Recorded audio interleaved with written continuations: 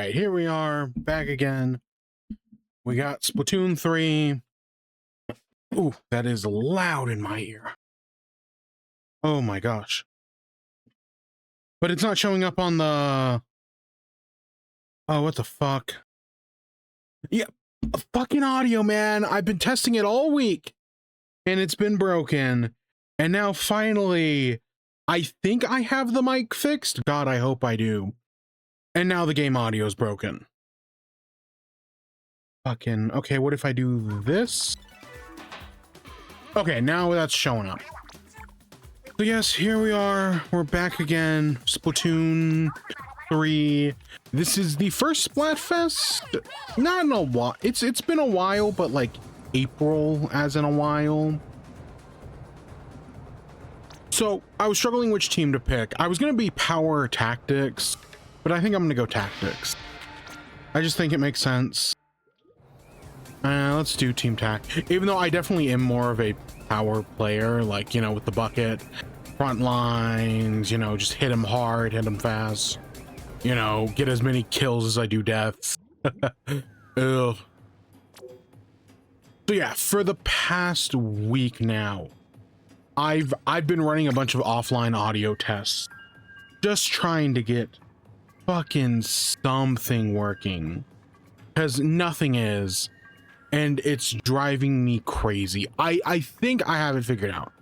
I got a new pop filter because I bought a new pop filter last week and that didn't work. So now I've got a new pop filter and that should work in theory. I don't fucking know what I'm doing. I hate audio. I hate audio so much. I had the realization while I was playing Animal Crossing and doing some tests the other day that when the trombone mancer stole my sense of rhythm, that probably explains why I'm not good with audio. Is that, you know, losing my sense of rhythm and being able to just work with audio in general may not be directly correlated, but they kind of are. Because I don't hear a difference between anything. I really don't. But goddamn, I'm gonna keep trying. Eventually something will work out. At least, God, I hope it does. Because I don't know what else to do. But yeah, we're back. We've got Splatoon. Team tactics all the way. I guess.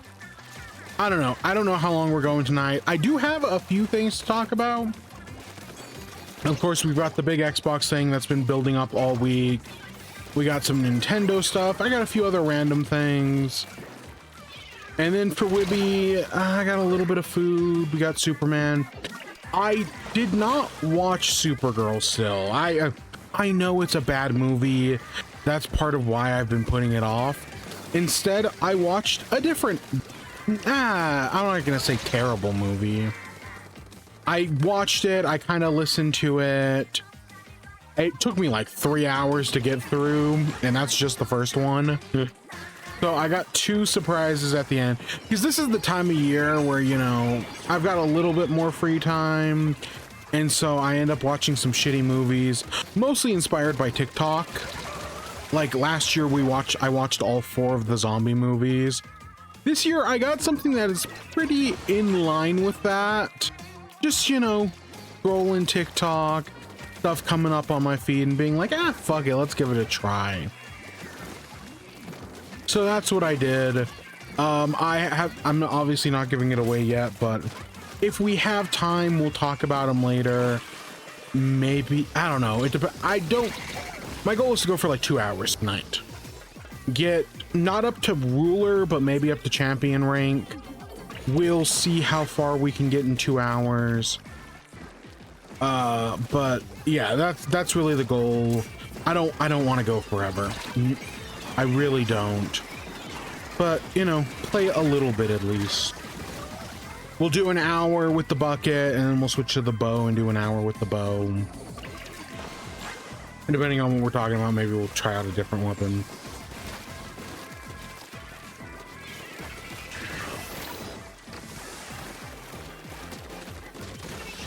But yeah, it's been a heck of a week.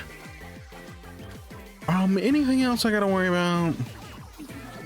No, not really. It's just, you know, it's funny. I've been playing a bunch of Splatoon offline. Not like a bunch, but, you know, a decent amount. I got back into S rank. I've been kind of slowly working my way up S rank. Not going great, by the way. I've really only gained like a few hundred P. Yeah, I'm okay, but I'm definitely not great at this game. But I'd love to get to X rank, but nope, I'm just stuck in S. And S is, I guess, where I belong. It sucks just a little bit. But what are you gonna do?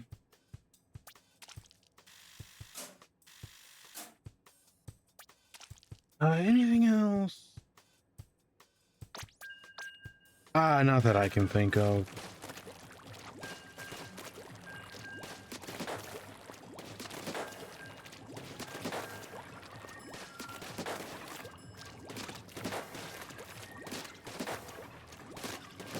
All right, so I guess let's just get to gaming news stuff. So for the past few weeks, literally since Summer Games Fest, it's been, hey, the Xbox of July isn't gonna look like the Xbox of June, right? Shakeups are coming, you know, layoffs, up to 5 studio closures. That's been the big warning. And finally all that dropped today, so we're gonna talk about that. And I've broken it up into 2. It's so big that we just have the initial day. Fuck, really? The second battle of the day? Ah, crap. I've only done like a handful of 10x battles. Oh shit. I don't know, before the update where they made them more common, I never got them. Like, I'd literally never seen, I don't think I've ever done a 333 battle, maybe once. And 10x, I usually get like 1 per Splatfest. And God, the second battle of the day, that sucks. I don't know, again, before the update, I like never got them. Post update, it's been a little better. I gotta lock in, fuck.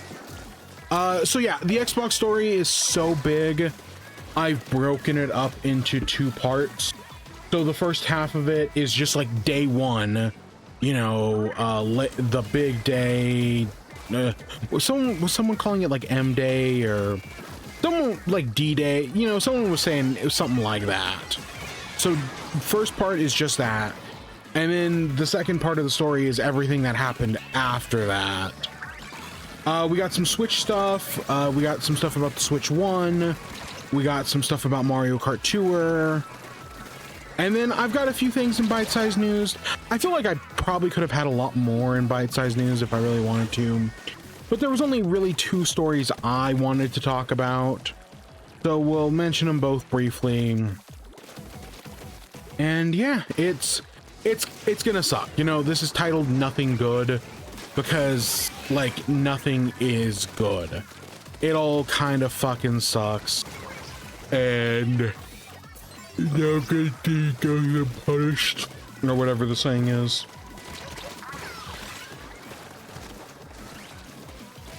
And also the reason why we're going so early today is because I got stuff to do later today.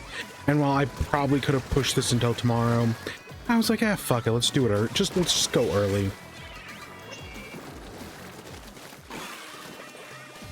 That's the other thing. I do kind of have a hard out, but I've got like 3 hours.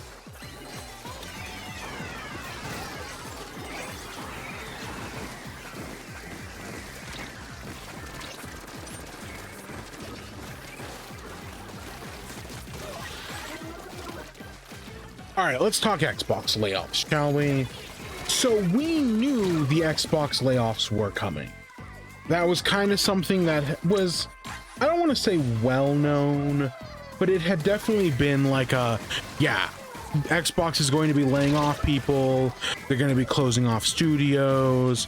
You know, there had been a lot of names in the talk. Double Fine, Compulsion, Ninja Theory, Arcane, whatever the other one was.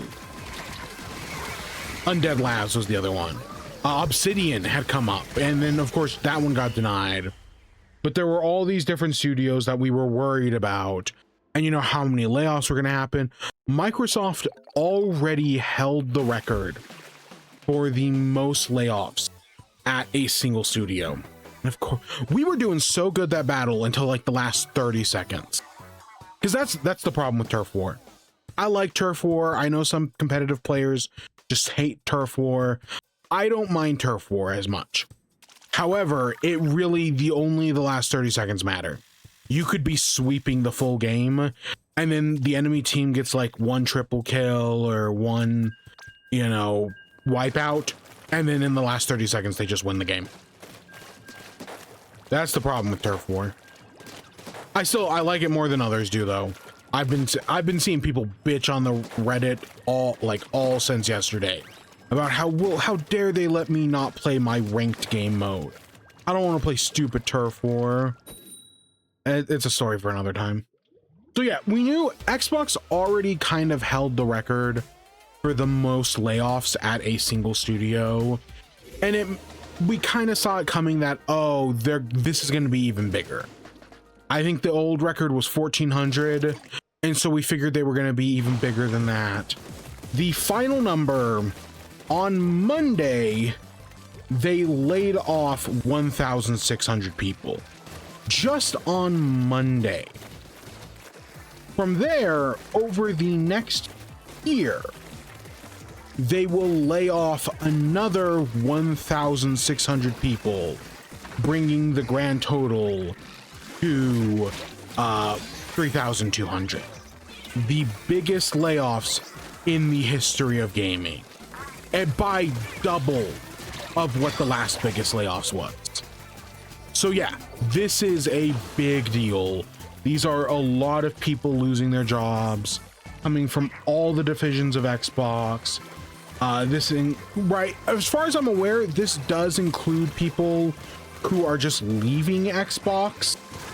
So like, if, you know, your studio, you didn't get closed, but you're getting spun off, that still counts as leaving Xbox as far as I'm aware.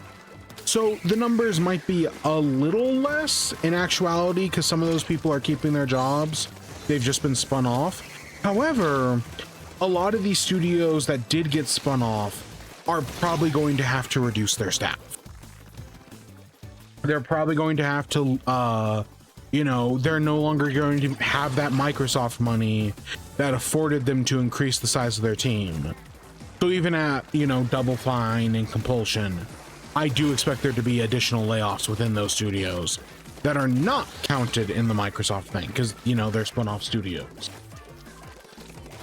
So what does that account? What do these numbers mean overall? It's about, by the time it is all said and done, it'll be about 20% of Xbox. A fifth of the company has been laid off. That's crazy numbers.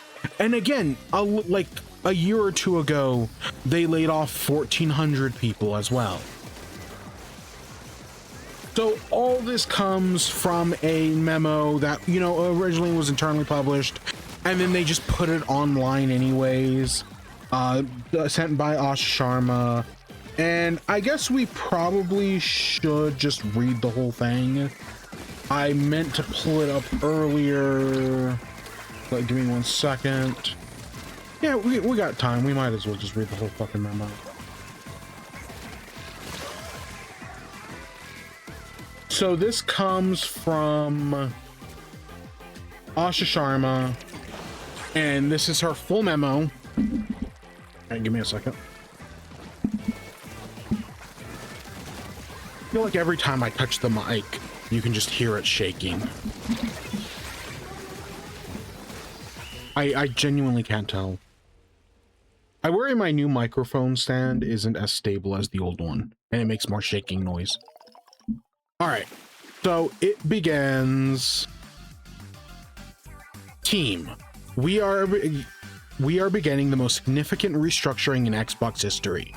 After careful consideration, I've made the difficult decision to reduce our team by approximately 3,200 people throughout fiscal year 2027. This will include approximately 1,600 roles eliminated today, and in addition, 4 studios will leave Xbox to new management. I recognize that a year-long restructure creates additional challenges. Unfortunately, it is not possible to make all the necessary changes in a single day, and I want to be direct about the scale. I know this is painful.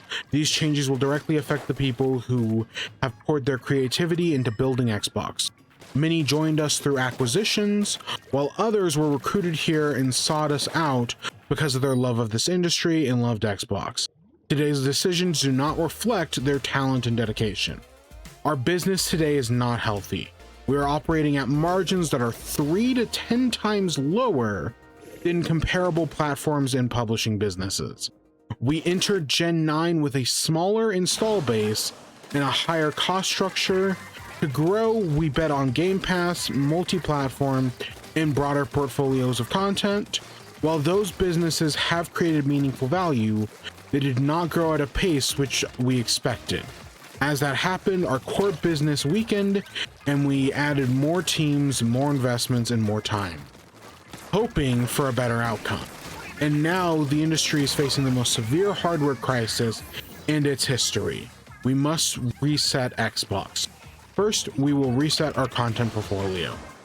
Since 2018, we have aggressively expanded our studio portfolio, while the number of games created each month across the industry now outpaces the last 10 years combined. We now find ourselves competing not only with the largest publishers, but also the smaller independent studios. It is neither possible nor desirable to own every great independent studio. We have also learned that we are not the best home for every type of studio. In a typical year, we lost 64 cents for every dollar we invested. As we reset Xbox, we will help independent creators succeed by pivoting to open development tools and audiences to realize their vision. Compulsion Games and Double Fine Productions will return to management and transition to independent studios with their IP catalog and runways for their next game. Ninja Theory and Undead Labs have entered terms to join new ownership for funding to complete and grow Senua State of Decay 3. In France, Arcane's management is being required consultation with its work council to review potential strategic options. We are also making reductions across other units, and in some cases shifting investment focus on higher priority projects. These changes vary in size from Activision, Bethesda, ZeniMax, Blizzard, King, Mojang, and Xbox Game Studios. None of our first-party publicly announced games or projects are being canceled as part of these reductions. In addition, Mojang and King will now report directly to me. These two studios have increasingly become platforms of our largest bi-monthly active players. They bring critical geographic demographics and differentiation to Xbox. Second, we will reset our platform. We know that great technology gets better when it gets simpler, not bigger. Today, in some parts of the company, work passes through as many as 14 layers of management. Our platform, the teams, are 40% larger than they were at the start of the generation, even as our player base and play time has declined. The complexity has slowed decisions, blurred accountability, and made it harder to deliver for players. As we reset Xbox, we will simplify. We will reduce management layers to no more than 5, and where possible, 3. We will deliver success through a flatter organization that is built around makers, individual contributions, focus on building player coaches, leaders who will remain deeply involved in the work while developing their teams. And we will be directly responsible for individuals, DRIs, who own key decisions and outcomes, and we will streamline how we work across our tools with a cleaner code base, shared service, and 50% reduced vendor spending. Third, we will be resetting how we operate. As Xbox grew as headcounts, we became more fragmented teams. Studios and functions often operate independently as it becomes harder for workers towards a shared goal, make the right trade-offs, and get things done. For the first time, we will establish a COO, Chief Operating Officer, with an end-to-end P&L responsibility across content, hardware, and platforms and services. Helen Chang has been promoted to this role and will report directly to me. Over nearly 2 decades at Xbox, Helen has helped build some of the most important businesses from Xbox, live to leading Mojang in the Minecraft franchise. She will bring our businesses together under one operating model, make sure we make clear investment decisions, learn from our success and failures, and hold ourselves accountable for the results. Thank you, Dave McCarthy, who is retiring after 17 years with Xbox.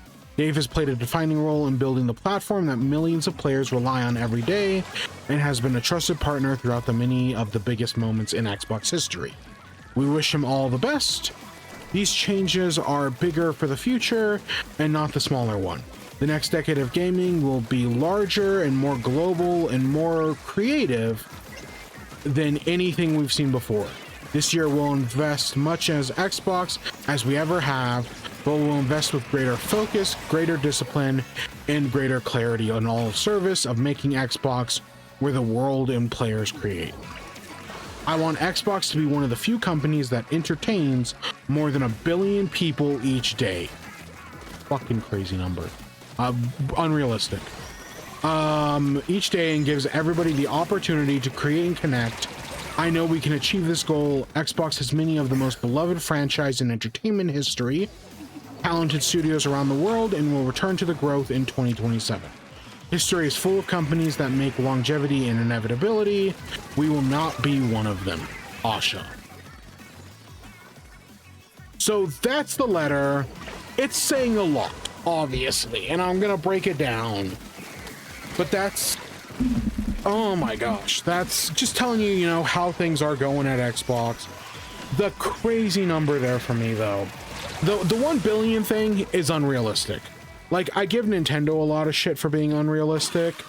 That 1 billion players, oh my, I understand they're taking like, oh, well, everyone who uses Windows is, you know, part of that. And maybe, but oh my God. But no, the actual crazy number is the, for every dollar Xbox invested, they lost 64 cents. That's fucking crazy. So let's break this down. So when it comes to studios, there were 5 studios that were in talks of being closed. And as of this moment, none of those 5 studios have been closed. So like, this is definitively bad news across the board. But the fact that no studio actually got closed is a silver lining we can find in all of this horrible Xbox news. I worded that terribly, but you get my point. That Xbox, you know, for as bad as things might be, they're at least, you know, they had the potential to close down 5 studios. And there is a timeline in which they did that, but not this one. Instead, all these studios, at least for the moment, are remaining open. So the first 2 are Double Fine and Compulsion, who are going to be going independent. They're, you know, back before they were owned by Xbox, they were independent studios. They're going back to being independent studios. They get to keep their IPs. So, you know, Double Fine gets to keep things like Psychonaut, Kiln, Keeper, all their costume quests. And Compulsion gets to keep South of Midnight, We Happy Few. I can't remember the 3rd game they made, but I know there's another. So that's good. And then Microsoft is giving them a runway. Again, there's a reality where they did not do that, and these studios are just kind of left to fend for themselves. So the fact that no, they are going to be getting a runway from Xbox, that is a good thing. I still do have my concerns that, you know, under Xbox, they were able to bring in a lot of new people. They were able to increase their staff sizes. They were able to make bigger games that they wouldn't always have been able to. And I worry that now that they're going to go independent, they are going to have to reduce staff sizes. So we will be seeing layoffs again from them. I worry that whatever their next project is, they won't be able to pull that off to the same success. Like Tim Schafer for Double Fine isn't going to be able to go out there and be like, hey, here's the Kickstarter for our next project. But I don't know if Compulsion's going to have that same power. You know, Tim Schafer's done it before. You know, he did it with Broken Age.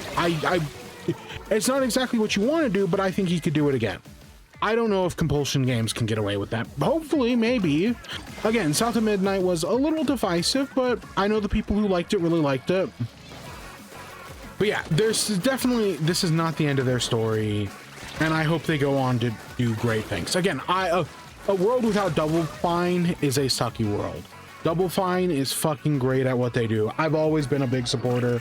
Even if I don't love all of their games, we're a better industry just for Double Fine existing. And it's the same thing with Compulsion.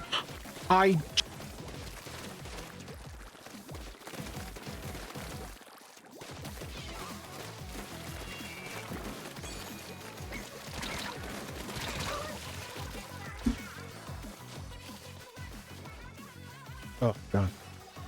I need to sneeze. So what was I saying? Compulsion, like, I did not like We Happy Few. I genuinely do not. I played that game. I played it early on, like when it was still in alpha or early access beta, whatever the fuck you call it. I did not like We Happy Few. However, I'm still glad they exist. South of Midnight, again, it was a little divisive, but I think it has an amazing art style. So I hope these companies go on to find future success. And again, I understand the appeal of getting bought out by a big studio. You know, they afford you, you know, some freedom and some flexibility to, you know, do greater things. But at the end of the day, I do not think it is ever worth it to get bought out. Like, I feel like that's how I feel with like all these. Okay, I'm not really a VTuber guy, but whenever I hear like, hey, you know, I'm joining this VTuber agency, I'm always like, oh, you poor unfortunate soul, you fucked up. And the fact that multiple like VTuber studios have closed down is all the proof I needed of that. So yeah, I said, you know, if you can remain independent, remain independent. It really is the best way to go. And VTuber is the recent one. Back in the day, you had stuff like Machinima, Maker Studio that had the exact same issues. Stay independent as much as you can. So those are those first two. The next two studios are Ninja Theory and Undead Labs, who have been sold off. So somebody else has bought them. Of course, they're still waiting for all the details to go through for, you know, the final prices and everything. We do, as of this moment, not know who bought them. And that is a fair question, is who would have bought these two studios? My first thoughts, Saudi Arabia, Tencent, or maybe Epic Games. Like, you know, Senua Saga uses Unreal Engine. They're maybe the best example of Unreal Engine I've ever seen. So the idea of them using Unreal, you know, Epic Games buying them, even though Epic Games themselves earlier this year laid off a bunch of employees, I think that one's possible. But I think Saudi Arabia or Tencent for Compulsion is also very possible. I don't know who else. I'm sure there are other studios who could have bought either of them, but that's just, those two sadly seem the most likely. We'll find out at some point, just not right now. However, Microsoft will continue to support them as they make Senua and State of Decay 3. So whoever bought them, you know, as part of their whole agreement, Microsoft is going to continue supporting those games. Because as long as they come out, Microsoft does benefit from it still, even if they no longer directly own the studio. And then finally, Arcane, which, you know, they've been in development on this Blade game for a few years now. Allegedly, they've gone far over budget. Things are not exactly working out right now. It seems as if they're not being closed down, but they're going to undergo some restructuring. The big complication here is French employment law. because French employment law is very different than US employment law. There are more restrictions. You know, Microsoft can't just close down Arcane Studios. You know, there's a little bit more going on there. And so that's part of the complication, is that we have to wait for the French government, as Microsoft is in talk with the French government. It is still possible, at least from what it sounds like, that Arcane does get closed. But at least for today, they have not been, which is good.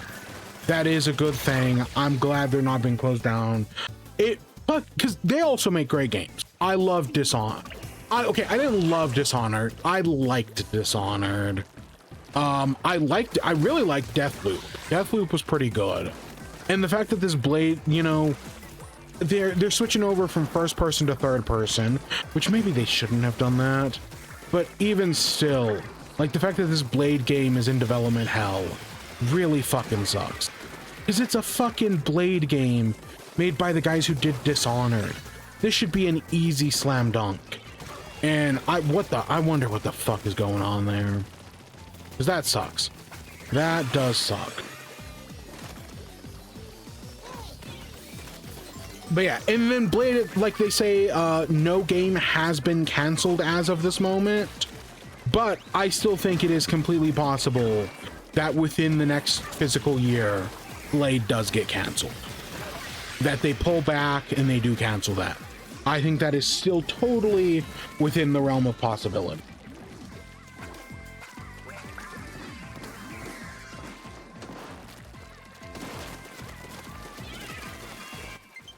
One second. Ah, fuck.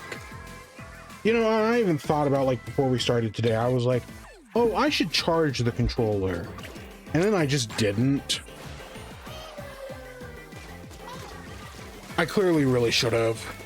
I just didn't think about it. I've been playing a lot of video game. What can I say? So next up, Xbox is being restructured. Another crazy number in this thing, 14 levels of management. Like they say, they're trying to get it down to like 5, in some cases 3. 5 is, you know, typically like the standard from what I hear. 14 levels of management is fucking crazy. I definitely know part of that is, you know, since they bought up so many studios, that some of the layoff, you know, that some of these layoffs are those extra layers of management. It's funny because during the last layoffs, you know, a year or two ago, part of the reason Microsoft gave for laying off so many people is that they were getting rid of redundancies. Some of those extra layers of management from like Activision, Blizzard, King, that they didn't need because Microsoft already had those positions. But clearly it didn't work that well because they're laying off, again, just today, or just, you know, this week, 1,600 people. So from there, they talk about how Mojang and King will be directly reporting now to Asha Sharma. Because, you know, Microsoft has had a, for lack of a better word, a laissez-faire approach to how they've conducted their studios, of just like, hey, as long as you're making good games, do what you want. As long as you're making good games that attract people to Game Pass, we kind of don't care what you do. And again, I think they've gotten some good games in there, but clearly they're just spending so much money. But the fact that you can tell those are the two important ones, because that's where the money comes from. King is a mobile game developer. They make a lot of fucking money. And then Minecraft is the closest thing Xbox has to Roblox. And Roblox makes a shitload of money. Minecraft makes a shitload of money. Not off of people buying Minecraft, but off of those stupid Minecoin. You know, that's why every update kind of feels like it's for like creatives and people building stuff. Is because they want to incentivize players to build things that they can then put on the workshop and sell for Minecoin. Again, a lot of, like, we see Sony struggling with trying to make a live service game that'll get people to, you know, play every day. And all Microsoft had to do was buy one and then just turn it and then just monetize the shit out of it. Which, I mean, they kind of have done for Minecraft, but I worry it's going to get a lot worse. I really...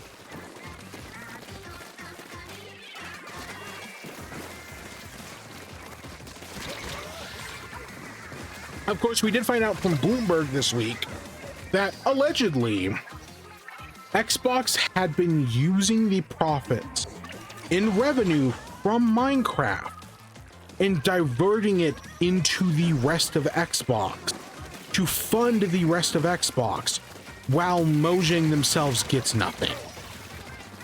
So I feel like for a lot of people, this turned on a light bulb in their head of like, oh, that makes so much sense. The reason why Mojang, you know, only puts out these very small minor updates is because none of the money they make goes to them. It all goes to the other businesses in Xbox that they themselves are having to support. No wonder Mojang employees only work for like an hour a day, because they can't afford to pay them more than that, because all the money Mojang make goes elsewhere. It's like California and Texas. California and Texas make a lot of fucking money that they then have to use to subsidize all of the failing red states that, you know, spend more than they make GDP-wide. And that's basically what Minecraft is, the California of Xbox. The money they make is going to subsidize all the smaller the smaller red companies, or whatever the fuck the metaphor is. I get it. I wish they'd put more into Xbox. I really do feel like, hey, if we want our end update, now we got to go to Asha Sharma and be like, hey, if you give us this end update, and, you know, if you put more money into Minecraft in Mojang, and, you know, I don't want them to crunch. I like that Mojang has a healthy business style that does not overwork employees. I do not want that to change. However, I'd be happy if they grew their team. If the team making Minecraft got bigger. And again, do your small game drops. We're going to talk about a game drop in a little bit that's going pretty good and that I'm very excited for, because I see the possibility.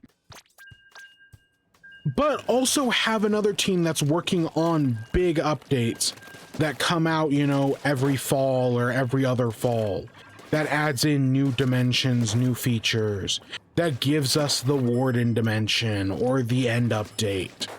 Like, you gotta have a little bit of A and B, and this explains why we've only been getting A.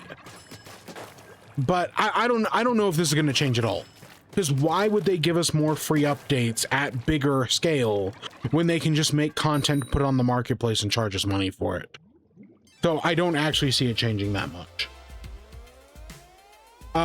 So as they were saying, part of the restructuring, Helen Chang will be the new COO of Xbox. You know, she formerly worked with Mojang with them. So she's going to continue from there.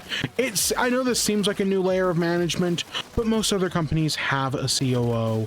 This is not that big of a change. Like, I'm not worried about her at all. I'm not worried about reporting to Asha Sharma. The only one that really worries me is Satya Nadella, the head of Microsoft. He's the one who causes all the issues, as far as I can tell, allegedly. And finally, they say Dave McCarthy is retiring from Xbox. What does that mean? Or who was this guy? I have no idea.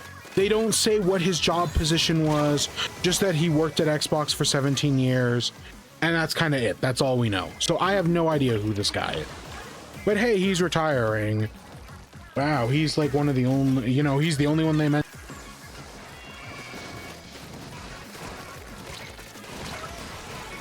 So next, from there, we get ZeniMax.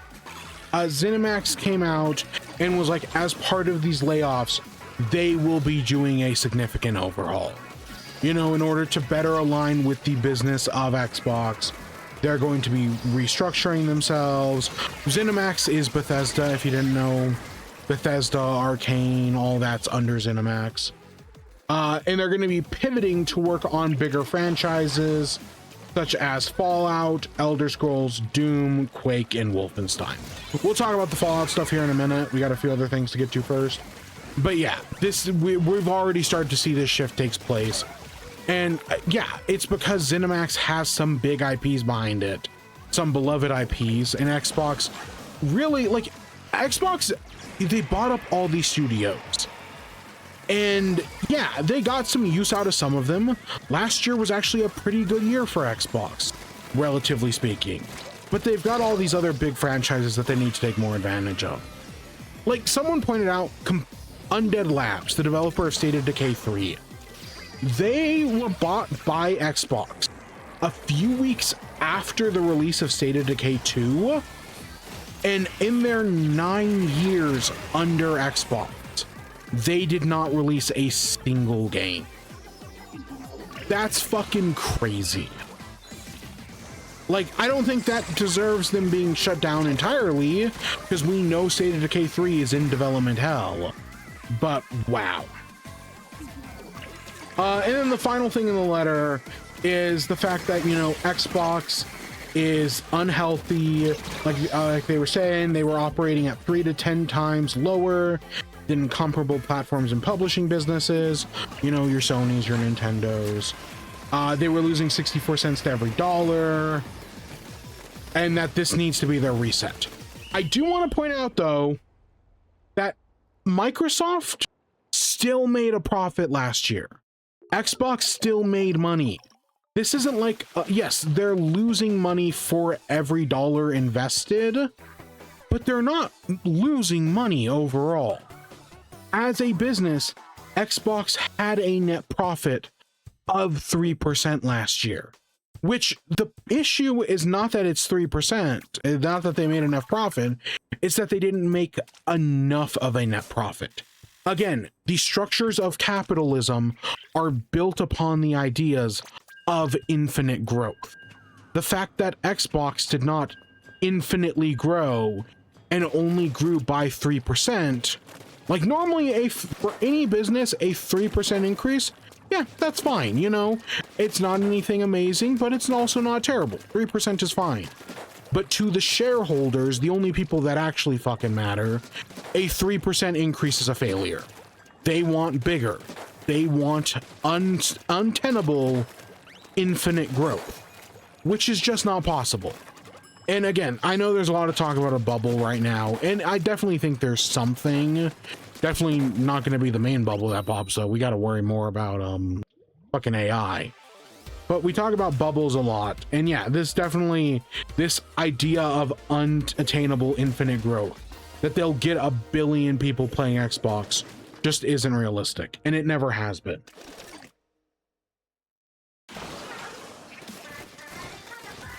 So that was just the first day of layoff.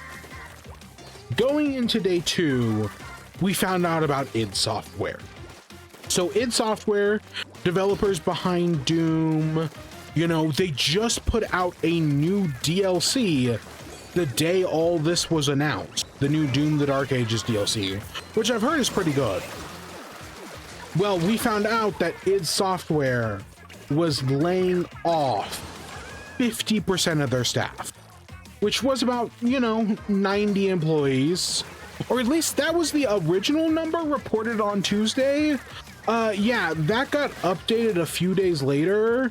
Turns out they're actually laying off 136 employees, which is closer to about 75% of their staff.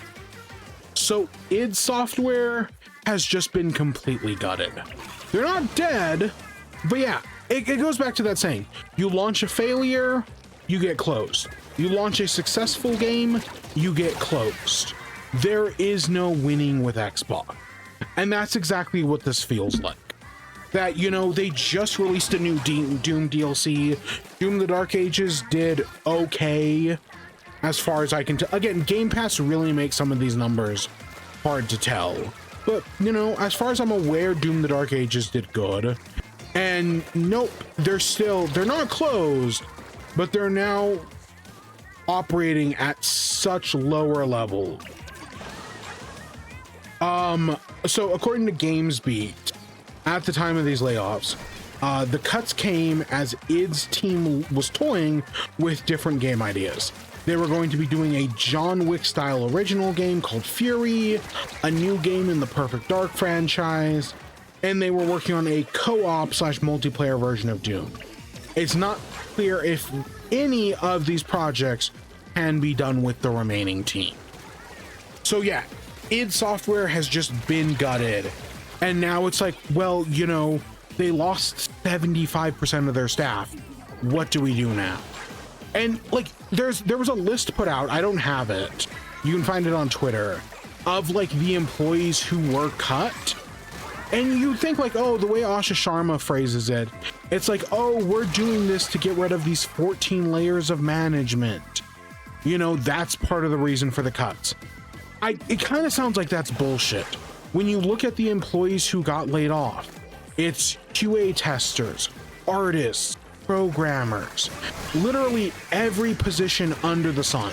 Sure, there's some management in there, but it's mostly not management. And this comes as people like Satya Nadella make millions of dollars every year. These upper layers of management, you know, they fire hundreds of employees, and what happens? They get a bonus and the stock price goes up. That's the problem.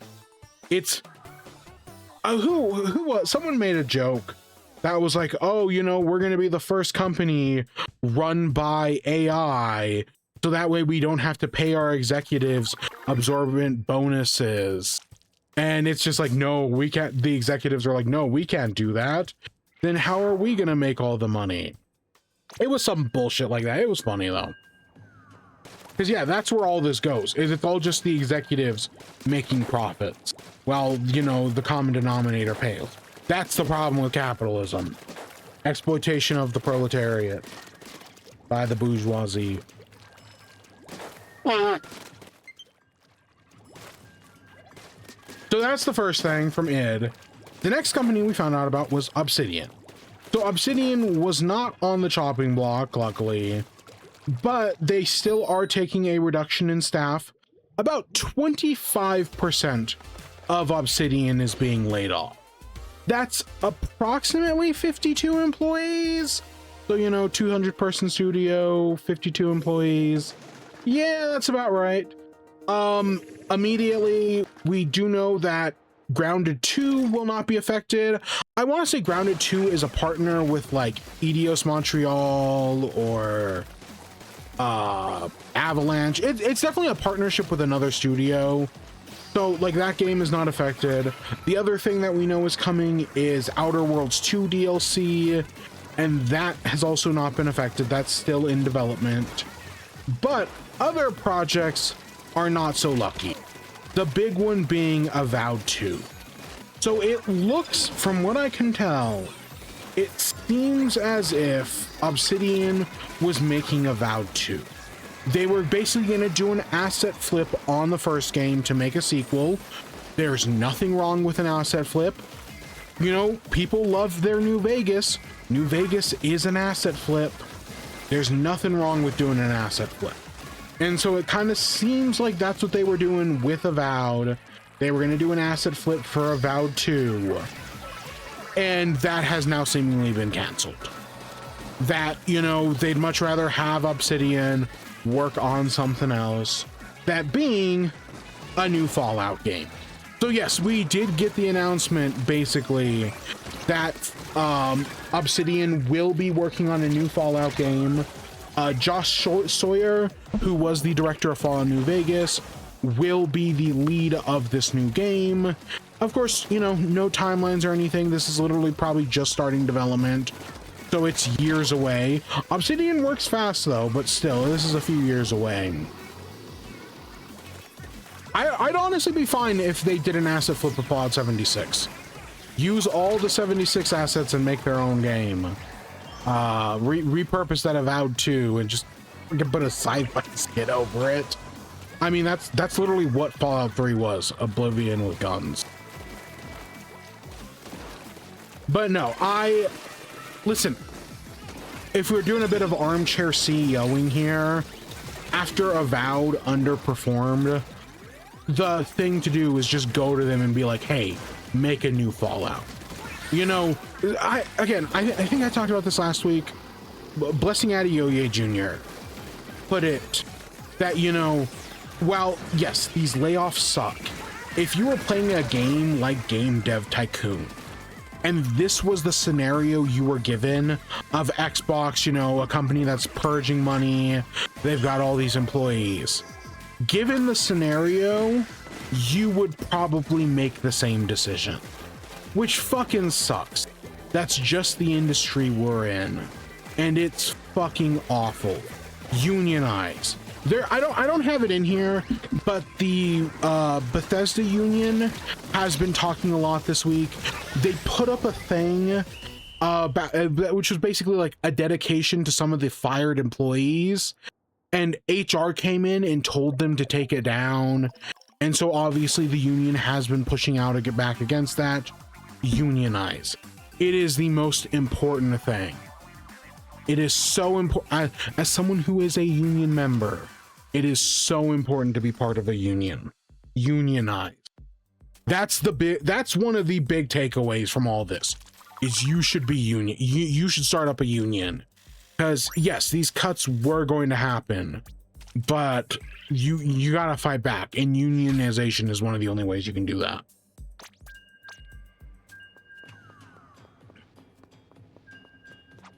Bethesda, we know at Bethesda's office in Austin, they've at least laid off 22 people. That was the number I last heard. Again, it's probably going to go up from there, but they talked about that. That, you know, with all these layoffs, they've been facing some morale issues. You know, obviously, a bunch of your coworkers, your friends got laid off. Obviously, you're going to have a little bit of a morale issue, and that'll probably affect the next Elder Scrolls. So even though, you know, Elder Scrolls 6 probably isn't coming out for another 2 years, there's a thing going around that it might be delayed to a third year. That Elder Scrolls 6 might be even farther away, because now with all these layoffs, the studios now have to pivot and figure out how to do the jobs of the people who just got laid off. Because again, while it was some management, it was a lot of the creatives who got laid off. They're the ones who took the brunt of the hit, and as a result, the studios are going to have to figure out how to fix those positions. Sure, it's possible some people will be rehired. That happens from time to time. But it's still overall just an awful position. And so, again, it's still... There's so many things about Bethesda that I question. Obviously, we all know they announced Elder Scrolls 6 too early. They themselves have admitted it, and the only reason they did it was because of the mobile game. We know that. And, you know, Starfield was their next project. They should have just focused on that. This is kind of like I would say this is like a Metroid Prime thing. Prime 4. It's actually more like a Metroid Dread thing, if I'm being honest.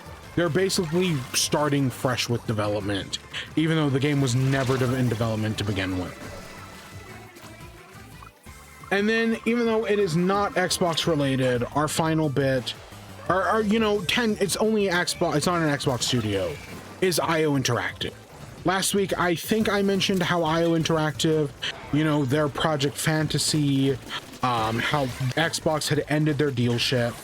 And yes, IO Interactive came in and said that because of everything, they have been forced to close their Istanbul studio. However, they do plan on continuing development of Project Fantasy. So they will have to fund that independently now. Luckily, it seems like 007 First Light's doing pretty well, so they should have less issues there. But, you know, it sucks to see another studio closed, kind of directly because of Microsoft actions. Again, nothing good. Nothing good comes from any of this. But yeah, and those are the stories, how they're developed. I know there was some stuff with Ubisoft as well, that Ubisoft had to do some layoffs. I really don't have all the details on that one, you know, as those are still developing. But yeah, it's just, we knew these were coming, we had the preparations, and it sucks. Any layoff in this industry, it sucks. You know, I saw Bernie Sanders talking about it, I saw Robert Reich talking about it. It fucking sucks. And I really do hope, you know, out of all the possibilities, this is not as bad as it could have been. But at that point, it's just comparing suffering. Like, it's still bad. Just because it's not as bad as it could have been doesn't change the fact that this was still a bad thing.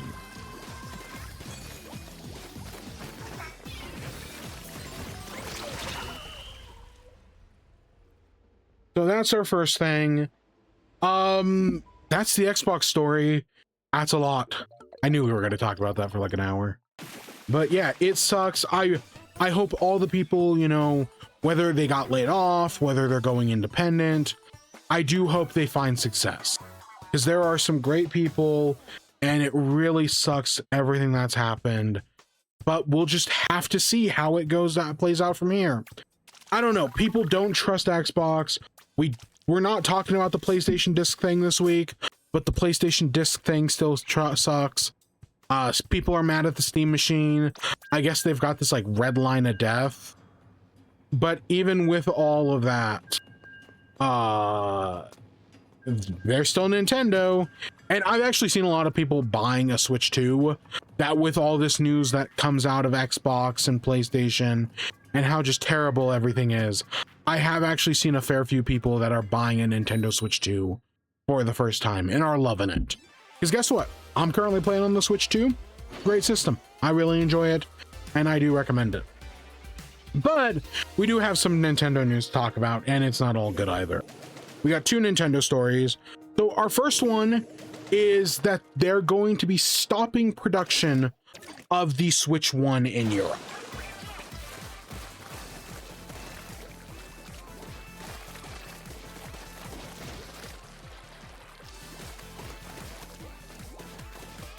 So last year, earlier this year, I don't remember exactly when, but at some point the European Union passed a new law that says that devices, you know, electronic devices, have to have replaceable batteries that consumers can replace. Because like right now, like let's say your iPhone breaks and like it's just the battery that breaks. If you want to get that fixed, you have to send it back to Apple or go through some sort of third-party system. So the European Union actually, you know, does some practices like this that are good practices. Like the whole reason Apple had stopped using lightning cable was because the European Union considered it a anti-consumer practice, because it is. And yeah, being able to replace your own battery is also a pretty pro-consumer policy. So I am happy this policy exists. And so it's going to start affecting Nintendo, you know, in the right now future, with changes going into next year. So starting in summer 2026, right now, in preparations for upcoming changes in European battery regulations coming into effect in mid-February 2027, selected Nintendo products in Europe will begin to be replaced on a rolling basis by revisions that contain a user-replaceable battery. There is no difference in function between these current products, and revised products containing user-replaceable battery. So yeah, Nintendo in Europe, and only in Europe, because the US does not mandate this, so Nintendo doesn't have to give a fuck about the US or Japan or anything else. Only in Europe, the Switch 2 will now have a user-replaceable battery. So this is a design, you know, built on European Union regulations. It will now, you know, this will go into effect in the very near future, sometime this fall, you know, autumn 2026. The Switch 2 will now have an approximately 5,172 milliamp battery, approximately 1% smaller than the current version, which is a 5,220 milliamp battery. This includes Joy-Con controllers that will also have user replaceable battery. So yeah, Nintendo has gone through the process of basically redesigning the Switch 2, even in just a small way, to add in this user replaceable battery. Again, it's only for the European Union model. I kind of wish, kind of like the Apple iPhone lightning cable thing, it was forced to be, they would just, you know, make one version of the console for every region, but they're not going to do that. Because again, you make money off of refurbishments and whatnot. But as part of this, so while they will be updating the Switch 2, they are not going to go back and update the Switch 1. You know, the Switch 1 is 9 years into its life cycle.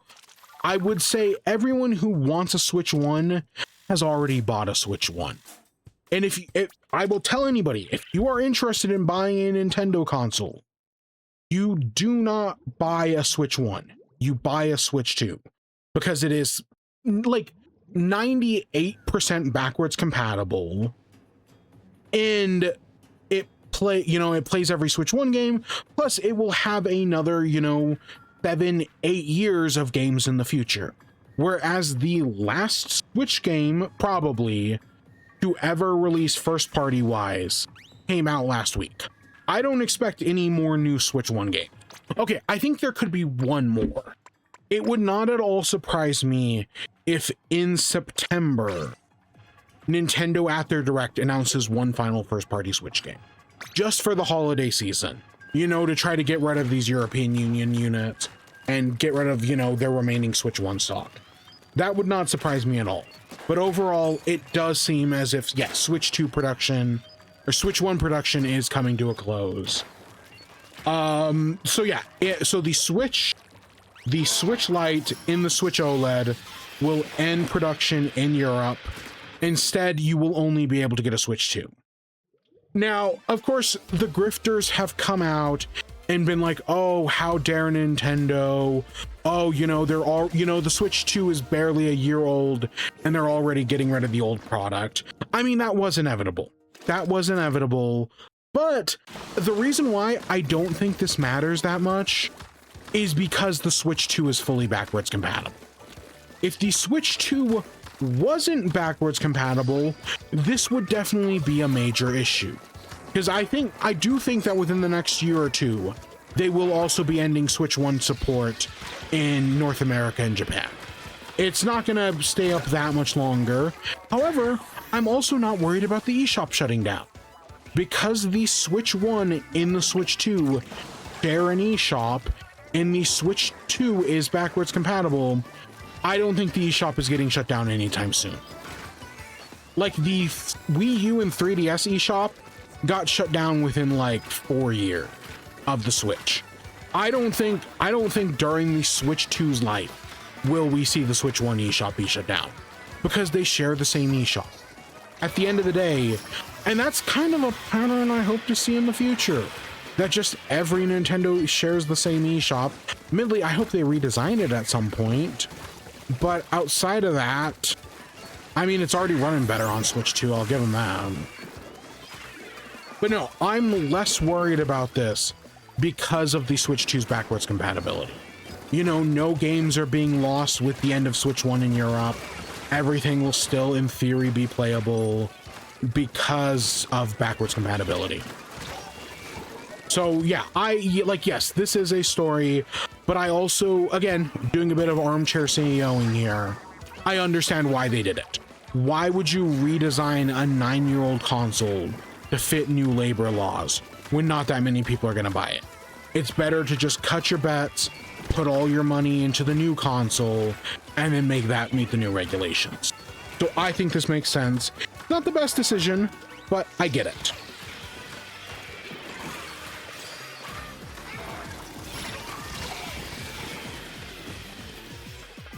So that's the first thing. The second Nintendo story, a much more, again, a nothing good story, is Mario Kart Tour.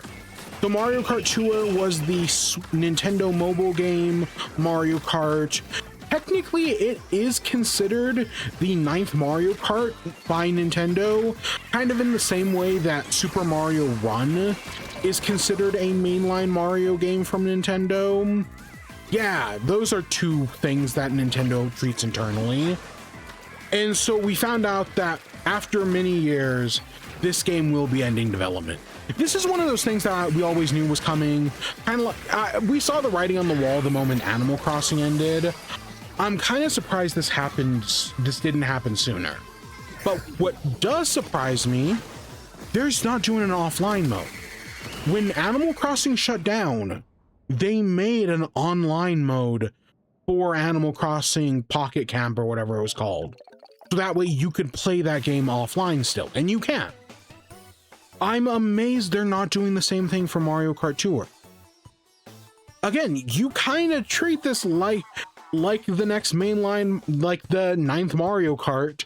Admittedly, it is nice that most of the stages are preserved in Mario Kart 8, but not all of them are preserved in Mario Kart 8. There's a few, there's like a Piranha Plant Way or whatever, that Pipeway, that's not in Mario Kart 8. So after this game shuts down, that becomes lost media. That fucking sucks. Even though, again, Mario Kart Tour had some awful monetization. Honestly, all the Nintendo mobile games that weren't Mario Kart Run have awful monetization.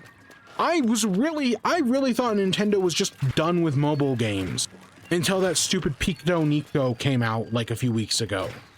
I would have said like, oh yeah, they only keep up Fire Emblem because Fire Emblem makes a bunch of money. And if it wasn't for that, that would also be shut down.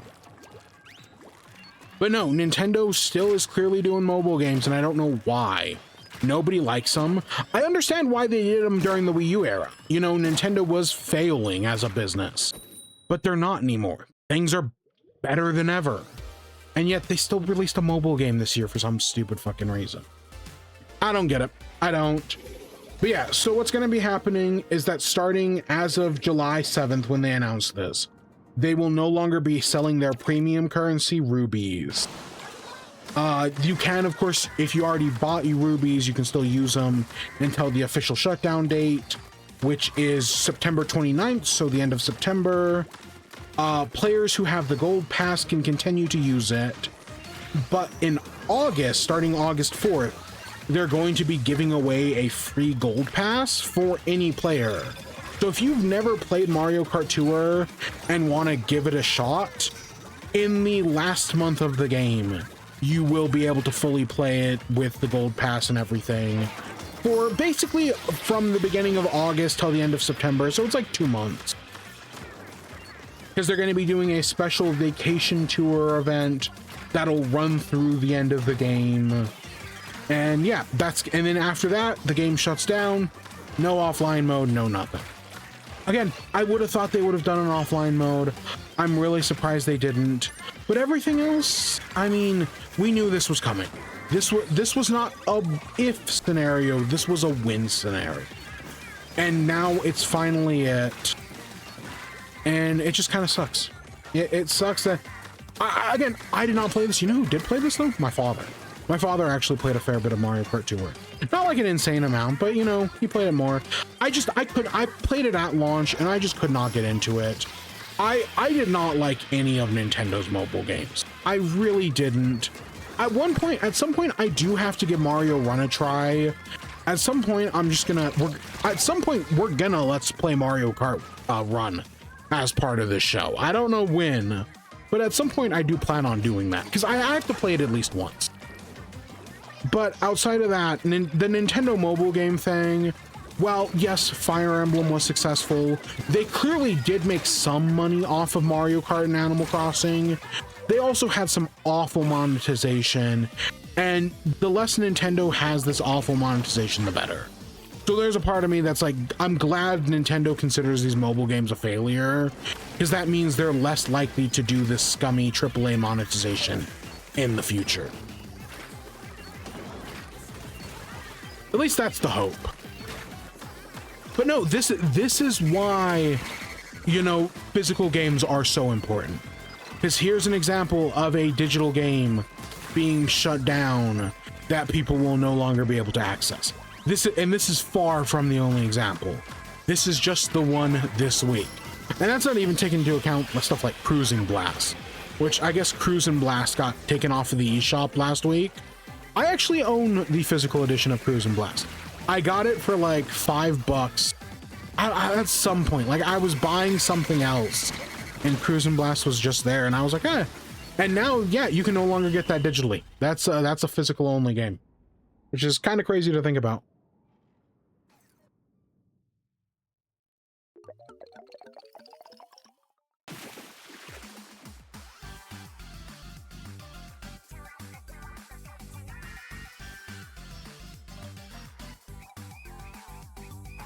All right, let's do some bite-sized news. So I got two stories. Our first one is about Minecraft.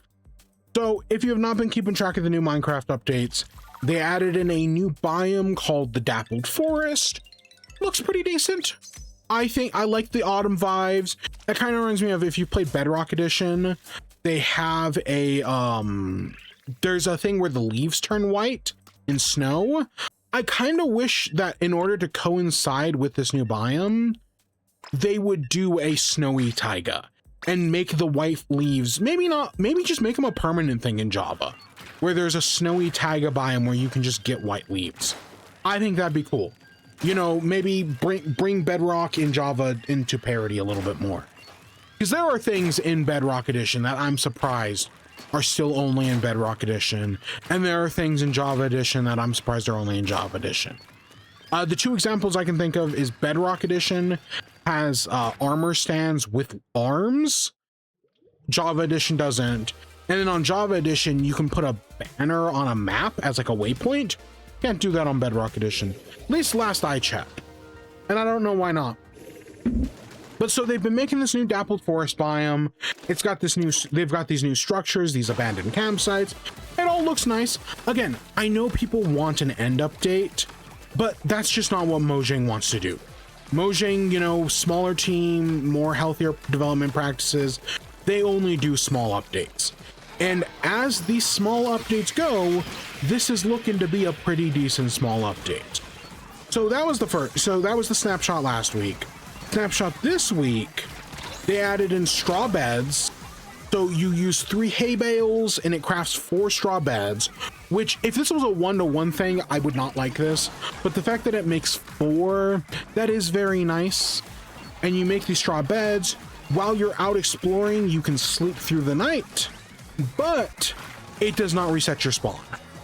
That's a good feature. It's very much a convenience thing, because I'm the type of player where I will just take a bed with me and then just ruin my spawn point. You know, I'll just respawn wherever the bed puts me. Having these straw beds, well, again, I do feel like they're kind of expensive. That's not the end of the world. I'm glad these exist. This is a good feature at the end of the day. I do like this. The other thing, however, and the one everyone's freaking out about, rightfully so, is the cushion. So this is a new, not a block, but an entity that you can place down, and it allows you to sit. So players in Minecraft have figured out how to do like chairs and whatnot for a long time now.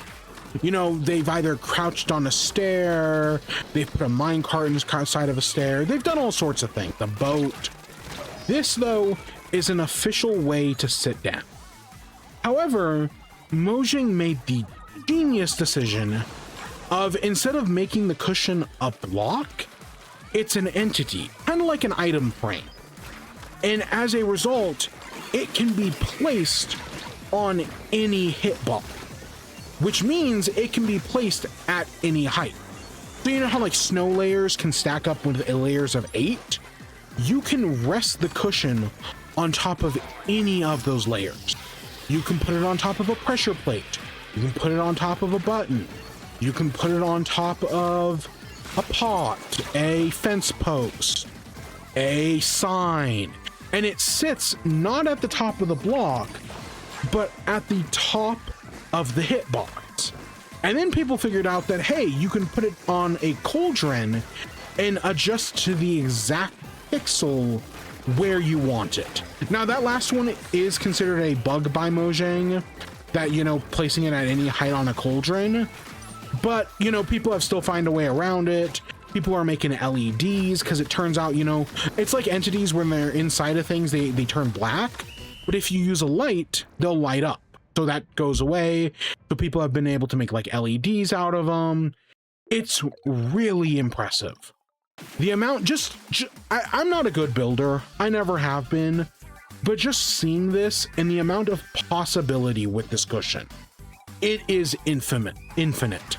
I am so excited for this. It's kind of like when they added the shelf back in the Copper Golem update, and it was like, hey, it may not be a vertical slab, but it's got all the potential to be one. This is that by 1,000. This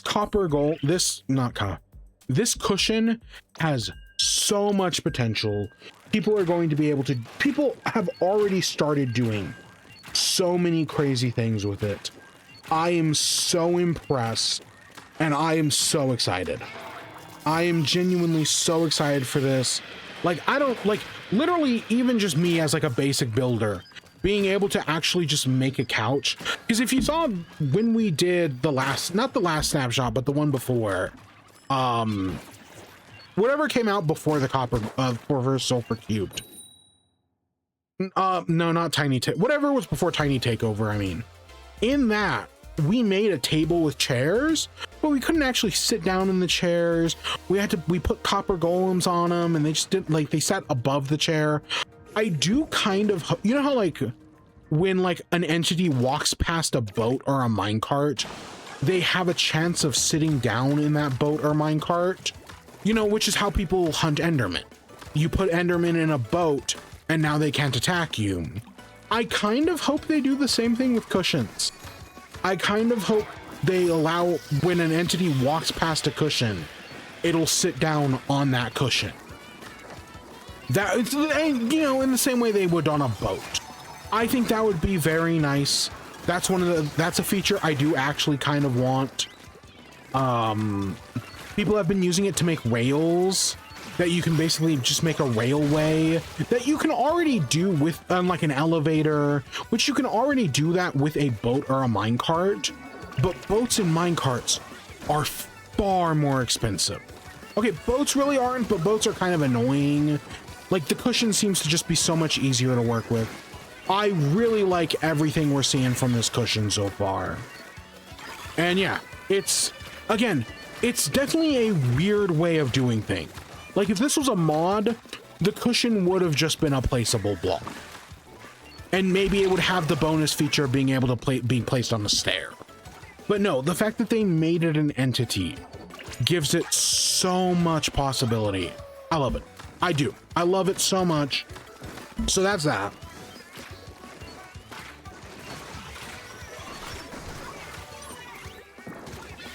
The other thing I have comes from Pokemon.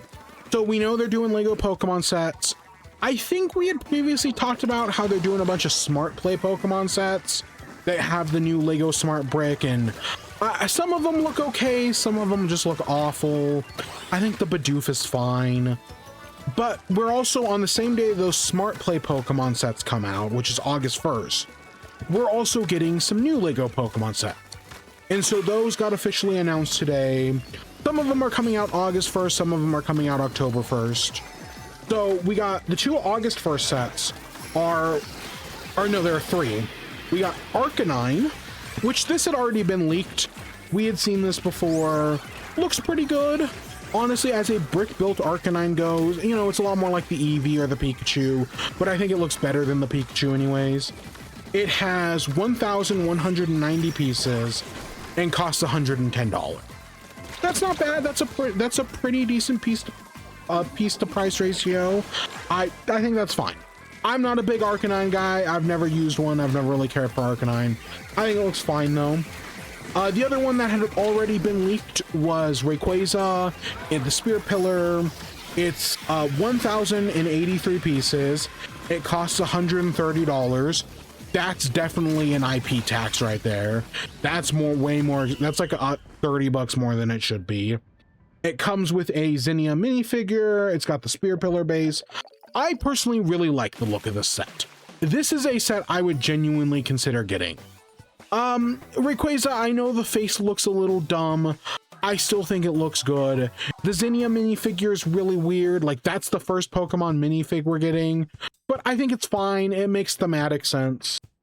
I don't remember if it has leg printing or not, but yeah, I think it's fine. And then one that had been, the rest of these three sets had been rumored, but there was a Munchlax. So it's a real brick-built Munchlax. It's sitting on a stump.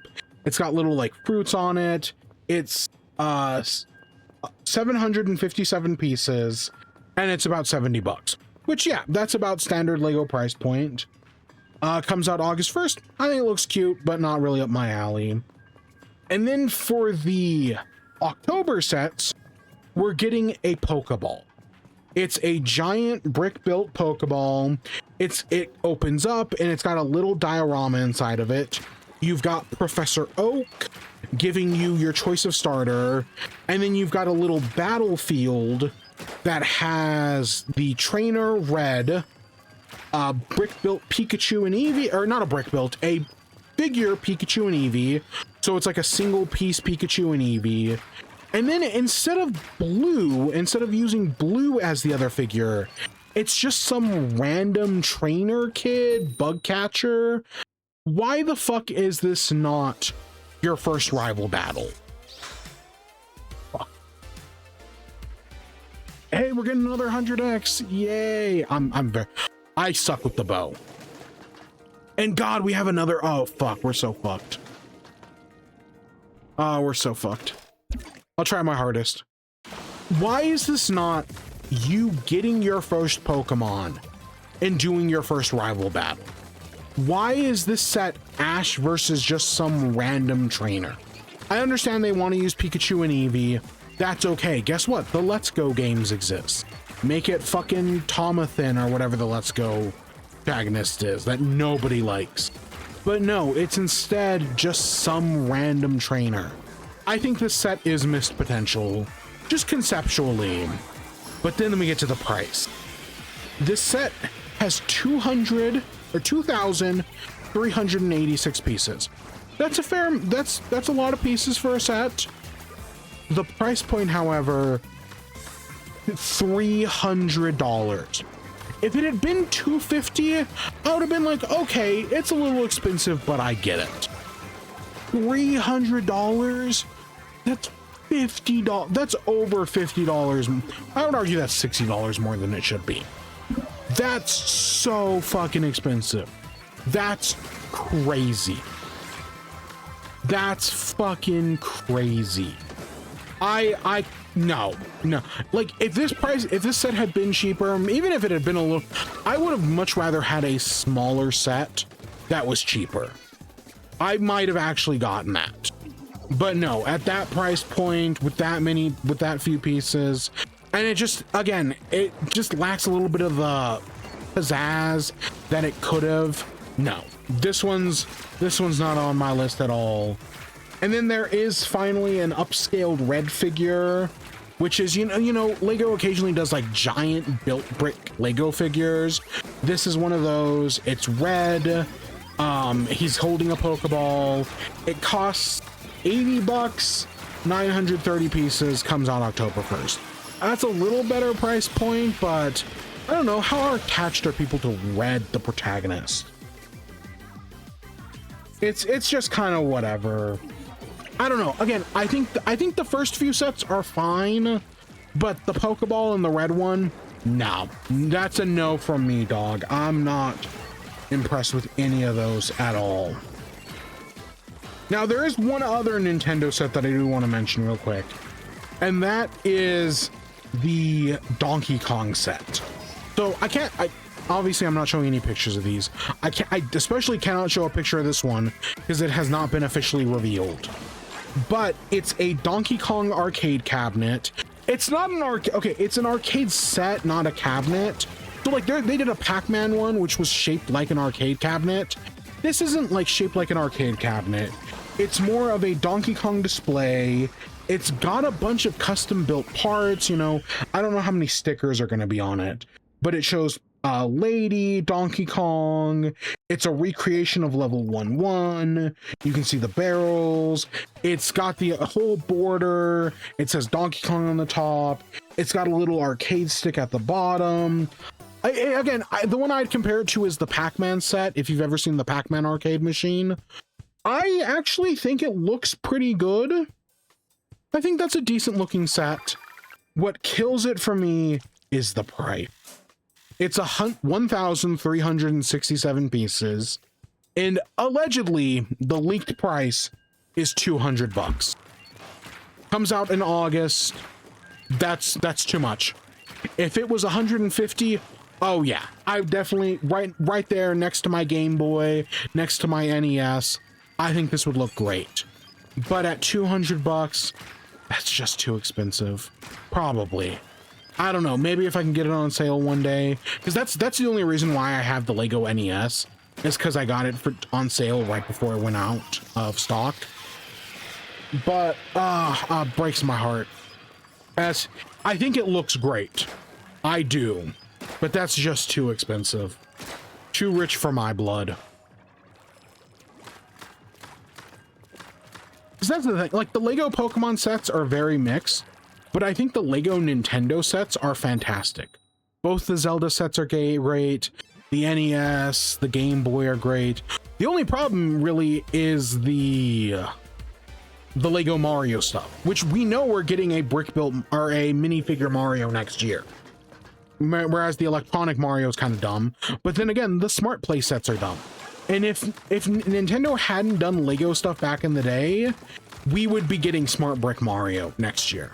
Like that's the thing. I'm kind of surprised I didn't already do that. I mean, the Lego Light Up Mario was the prototype for the Smart Brick. So yeah, that's all that. You know, I'm still totally into Lego. I built a mushroom set the other day, which is like, it's one of the because I love the botanical sets. I know not everybody does, but I personally love them.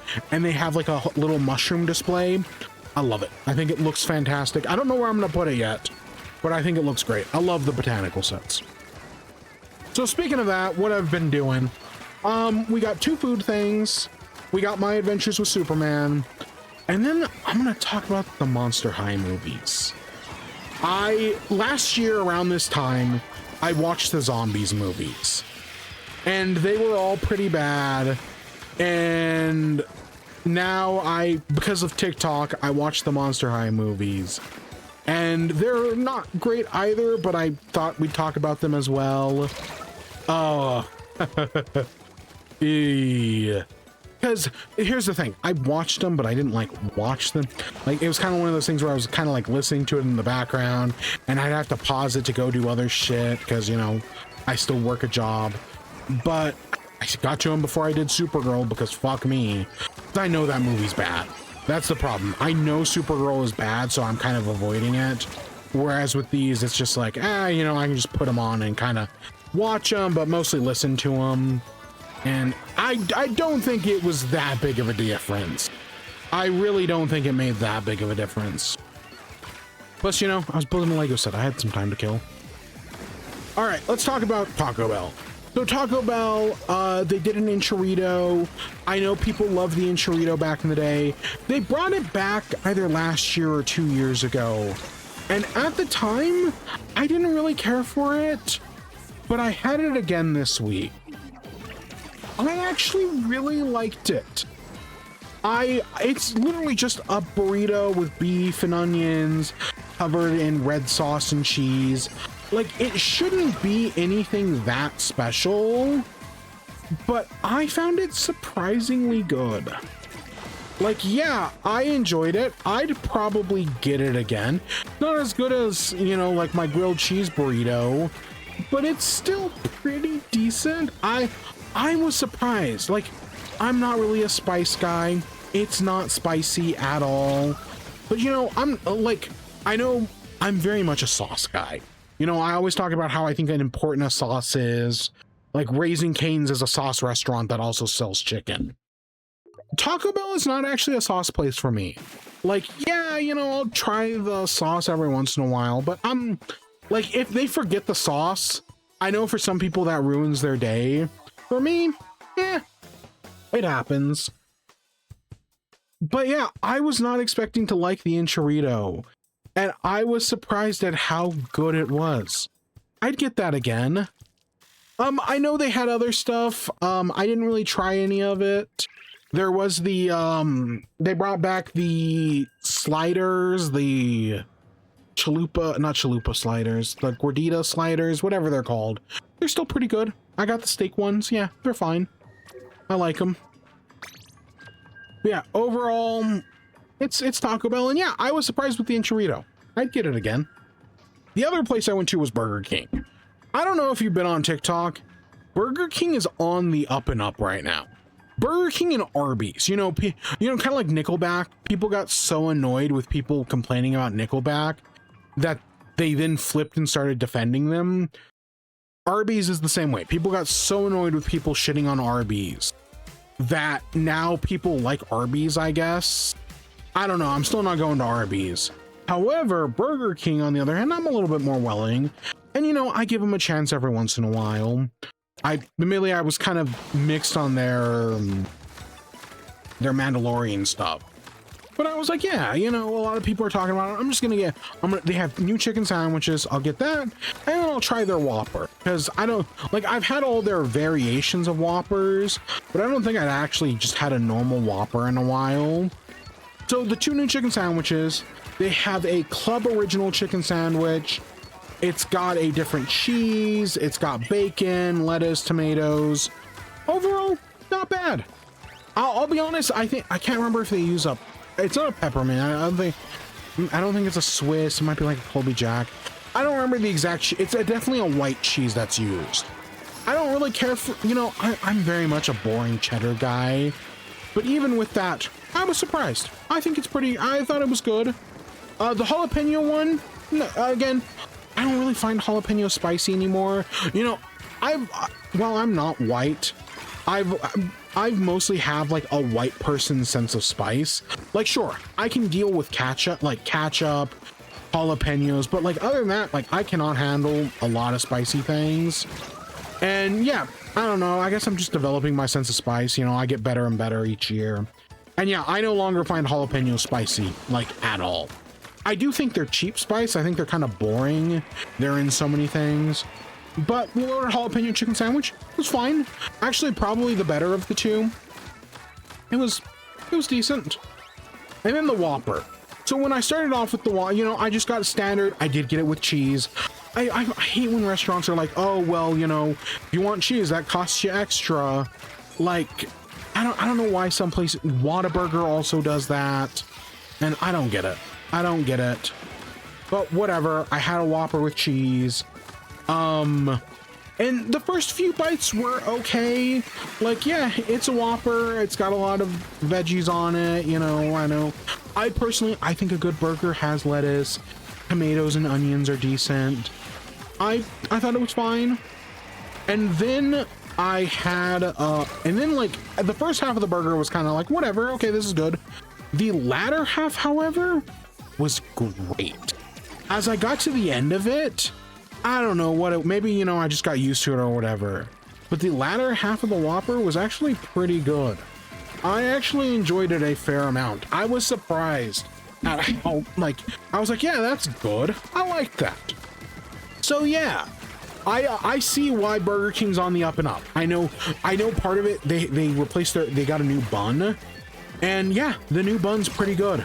I get that. I guess they changed their mayo. I'm not really a good judge at that. To be fair, I'd had other versions of the Whopper since this chain. But yeah, no, I see why Burger King's on the up and up. I think part of the reason also is that every other place is on the down. Wendy's kind of sucks nowadays. McDonald's kind of sucks. Five Guys I still think is great, but they're, $30 for a burger. That's hyperbole. But I get it. And yeah, I get why people are on the up and up on Burger King. I don't know if I'll go back anytime soon, but I get it.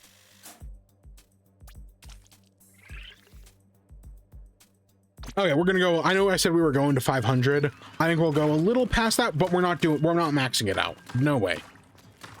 And yeah, those were the 2 fast food places I tried. They're both actually pretty good. Both were pretty good. All right, next up, let's talk about my adventures with Superman. So the last episode, episode 3, ended off with the teaser of John Kent being sent back into the past. So this one picks up, Lois spent the night with Kara, not in that way, and helped her, go through her Tinder or her Hinge. And yeah, it's stressing her out. So her and Clark decide to go out for breakfast, and they go to this place and they get pound cake, and they get like a giant basket of pound cake. And that's when they get interrupted by John, because, you know, he also likes pound cake. And he introduces himself. He's like, oh, mom and dad, Jimmy and Kara show up, and it's Aunt Kara and Uncle Jimmy. And it all seems, you know, Lois is immediately like suspicious. And Clark is excited, like, oh, he's a dad. His kids seem so good. They do the whole saving a squirrel from a tree thing at one point. And yeah, it all seems really nice and cute. They go to the mall because they want like him to blend in. They get that, even though this is John, they do kind of give him Connor's outfit, which is definitely where some of the confusion stems from. But I think John makes more sense to be with the plot they're doing, because he's been sent back in time. Of course, Lois is suspicious and wondering why he was sent back, and he's kind of avoiding it, because Lois isn't ready to be a mom yet. And so the fact that she has a kid, I do have several questions about the timeline, but whatever. Like, is this going to be a self-fulfilling prophecy thing? You know, that he can't go back and change the past? Or, you know, is he going to be able to change it? Because based on, so part of this episode is John and Clark go off to do some Supermaning. Kara stays behind. They have a weird relationship. From a leaked clip, we already know it's going to be talked about next episode. But we'll talk about that, I guess, next week. For this week, though, they go off, and it turns out Earth is being invaded by the Subterraneans, which someone said that's an All-Star Superman thing. It's been a while since I've read All-Star Superman, but I wouldn't be surprised. They're just dinosaur people, though. And so the dinosaur people, you know, they invade the surface, and John is like, oh, well, in the future, humans and dinosaur people are actually great friends. So he's like, why are they attacking? Clark is very proud of him for trying to settle this the peaceful way. Eventually they do fight, they win, and then the Subterranean King comes out, and John is like, I got this. Goes up to him, and is like, hey, we don't have to fight, we can make peace. And with that, peace is brokered between the Subterraneans and the humans. And yeah, it's just, you know, he's a lot, the whole point of this is that he's like Clark. And we also we find out he's a pickpocket, he's sneaky, you know, he's a little bit like Lois as well. You know, because that's the thing, like, no, Lois is like, why aren't you questioning if he's actually our son or not? This could be some sort of evil plot. And as she's saying it, Dawn is just doing exactly what she's doing. And it's like, no, they're obviously related. But yeah, I like John. He seems nice, he seems friendly. I have very mixed feeling about John in the comics. Like, I haven't read too much Super Friends, or not Super Friends, Super Sons is what I meant to say. But they went places with John in the comics. The whole time travel thing is fucking bullshit. And I don't know, but hey, they're doing time travel here, but it's a different type of time travel. A time travel I'm much more okay with. So, I don't know, we'll see. Meanwhile, there's a whole Lex and Hank, Cyborg Superman. Cyborg Superman goes and apologizes to Lex, but Lex can't just let sleeping dogs lie. Hank is like, oh, I'll apologize. I won't forget my position. And then Lex is like, you won't forget your position again. He can't just let the apology be. He's got to be a fucking asshole about it. And Slade is like, that wasn't an apology. He's faking it. That wasn't real. And so when you know, Cyborg, you know, destroys the thing that allows Lex to like stop him and takes control of his robots, and you know, he turns on Lex and Slade comes in and he's just like, yeah, I'm not doing anything. I don't blame Slade at all. This is a devil of Lex's own making. I get it. And yeah, Lex Luthor just gets fucked up here because, yeah, he's been betrayed and he kind of deserves it because, yeah, he's a cocky asshole. And losing his hair is not going to humble him. Dying is not going to humble him because we saw him die last episode.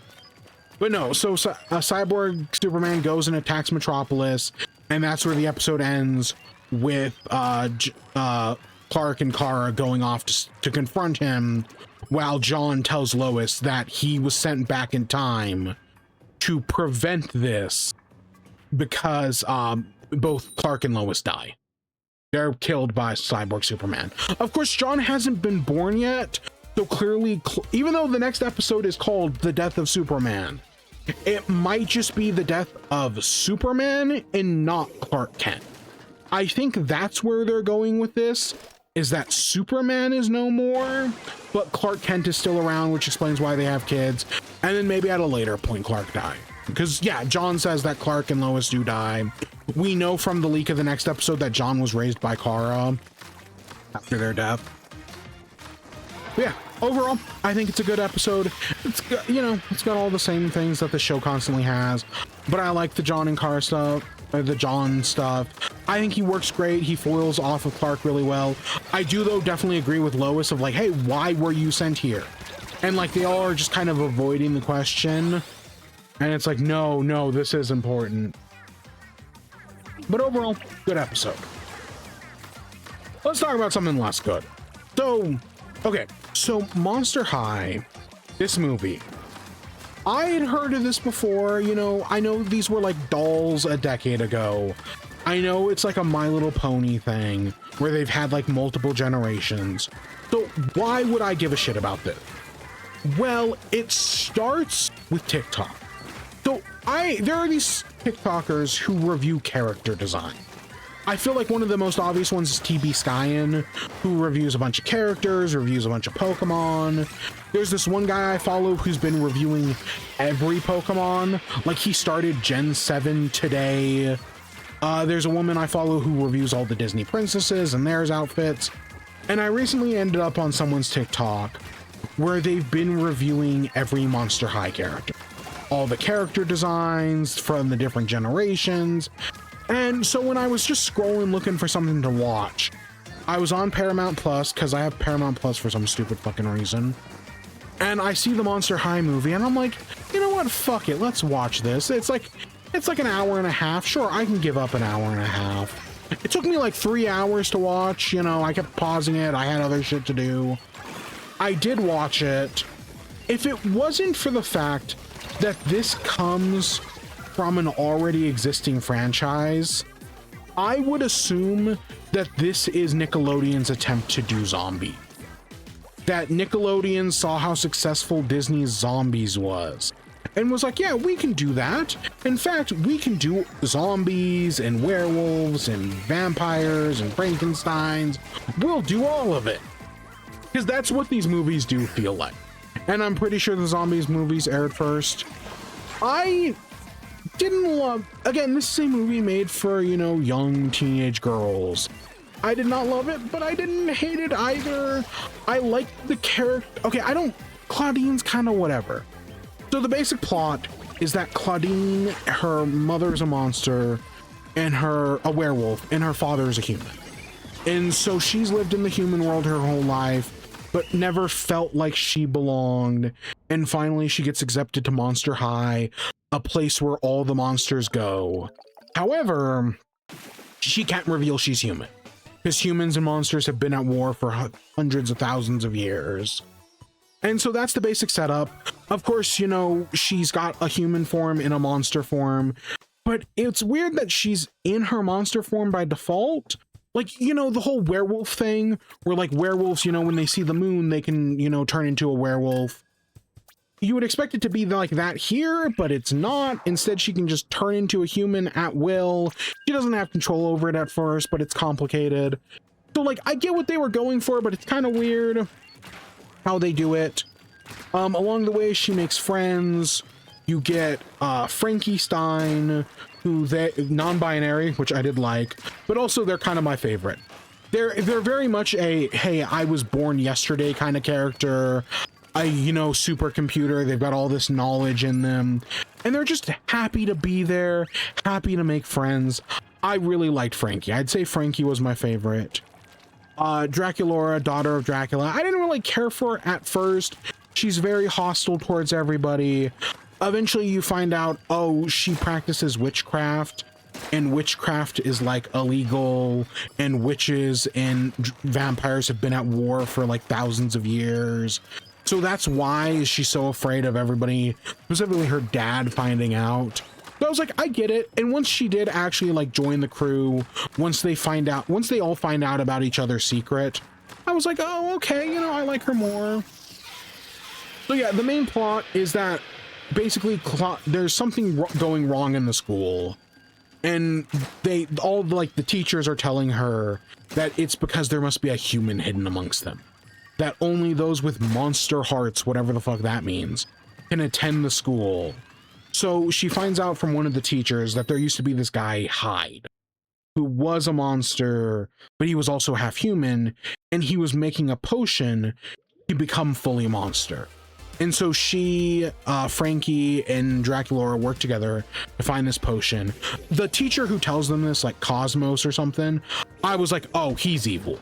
He's very obviously evil. When the third act comes around and they reveal him as evil, I was like, yeah, no shit. Of course, I didn't expect him to be like Hyde's son. Admittedly, I thought he was Hyde. But yeah, like, no shit, he's evil. And yeah, he turns out the potion like turns you into the ultimate monster, and he wants it to destroy Monster High because they, you know, hated his father, and then he's gonna destroy the human world because they killed his father. It's, you know, going Jekyll and Hyde thing. I get it. It's an okay thing. Claudine has a romance with Deuce, who is son of Medusa, I think. He was okay. Like, he's got this whole arc where it's like, okay, he used to be a rebel, and now that he's entered high school, because they're all freshmen, he wants to, you know, simmer down a little bit, get back on the straight and narrow. He's the first Gorgon to ever be in Monster High. Meanwhile, his friend Heath, who's like son of Hades, is more of like, oh, let's, you know, be rebels. You know, I'm gonna be a football player. I'm gonna be the dumb jock. He's definitely the dumb jock in the second one. But in the first one, he's just kind of like there. He's just a love interest for Claudine. That's all Deuce does. He's got some ideas. At one point, he gets turned to stone. Of course, that gets undone, and they turn the main villain to stone. But he really doesn't do that much. Deuce is kind of whatever. There's Cleo, who is this bratty, bitchy, popular girl, who I knew a little bit about the series going in, because again, I've seen some of these TikToks. Cleo as the bitchy, popular girl was not the one I was expecting, because Coralie, who's in the second movie, is the bitchy, popular girl. So I was kind of surprised it was Cleo in this one, because I knew about Coralie going into this, and I knew about the shipping stuff, which we'll talk about. But I thought Cleo was fine. They do set up her redemption better than they do Toralie's in the second, where, you know, we get these moments of, you know, Cleo being told to, hey, be nicer. Claudine saves her from a falling statue. So when she does get redeemed by the end of the movie, I was like, yeah, that makes sense. When she's when they're running for prefect in the second one, and Cleo is Claudine's campaign manager, I was like, yeah, that makes sense. Like, she's the popular girl, but she's not the bitchy one. That's what Toralie is, and that's what the second one's for. Again, I've seen some things on TikTok. So she was fine. I think the movie was okay. It was nothing outstanding. It was nothing terrible. It really just felt like Disney zombies again. I admittedly feel like this is a better race metaphor than Disney zombies. Like, at least with a werewolf, you can address like code switching and the fact that, you know, Claudine is human, but she's also a werewolf, and so she can be both, and she's given a chance to get rid of her human half, but she can't do it because she still loves her dad. And yeah, it's still, you know, there's still definitely that metaphor in there. But whereas with zombies, it's kind of a fucking mess. This one's still a little messy, but less messy. Messy in the same way like Zootopia's messy, which is not nearly as bad. The movie's not preachy at all, though. Like, Zombies is a preachy movie. This one isn't. Like, that's all the race stuff is definitely more subtext. At least in the first one. In the second one, they don't really address it at all. I mean, they talk about the witchcraft stuff, which the witchcraft stuff, I don't know. That's not a race metaphor. That's more of like Because you don't, like, yes, Dracula wants to do witchcraft, but she doesn't have to. But it still is her expressing herself. I guess witchcraft is more... No, it doesn't even really work as like an LGBTQ thing. Because, you know, you can choose to do or not do witchcraft. You can't choose to be gay. That's a genetic thing. You know, it's a whole thing. But I thought it was fine. If you show this to a kid, I'm sure a kid will like it. Yeah, again, I think it's better than Zombies. I think Zombies is a lot messier and a lot sloppier with what it was trying to do. So yeah, you know, it was something I watched. Again, I guarantee you it was probably better than Supergirl. The second one on the second Monster High movie, so the whole plot is, you know, it's the start of their sophomore year. There's a new kid, but also she clearly went to like middle school with all of them, but she spent a year in Paris or whatever they called it. Everything in this movie has like a weird monster name. So they're not like on TikTok, they're on EekTok. They don't go to Paris, they go to Scaris. Do I remember any of the other ones? No, I don't. But you know, it's a lot of jokes like that. And so it's a year later and Toralei comes in and she doesn't like humans. She doesn't like witchcraft. She's very much a traditionalist. So her and Claudine are running for prefect, which is, you know, this position. They don't like vote on prefect. Instead, it's more of a like, hey, the school, because the school is alive. That's established in the first one. And it's watching them, and based on how they behave as a leader, it'll then it'll like give them points, and whoever like fills up their like skull wins. So that's the main thing. As part of it, you know, humans who are half monster are accepted. So there's this ghost girl who is half monster, who's like, oh, you know, I'm excited to be here. There's a new witch. There's a vampire witch. Turns out he's not really a vampire. But there's this whole witches and vampires have had this feud for hundreds of years because a witch and a vampire fell in love. But, you know, they couldn't be together because one was mortal, the other was immortal. So the witch made a spell to make the vampire immortal, but it wasn't a spell, it was a curse.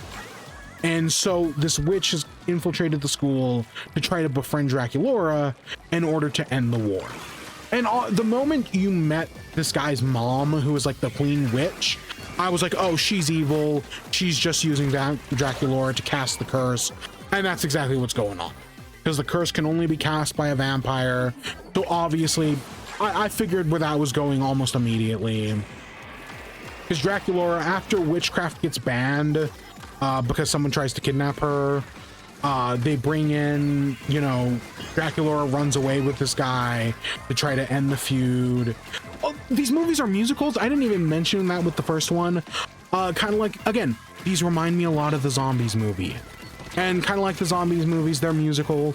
Some of the songs are okay. Some of the songs are terrible.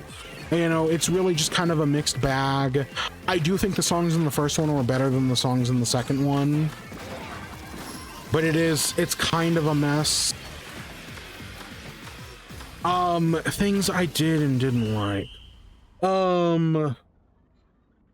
Frankie, they have this whole subplot where, you know, in the first, even though they talk about how much they hate humans, Frankie is made of human parts.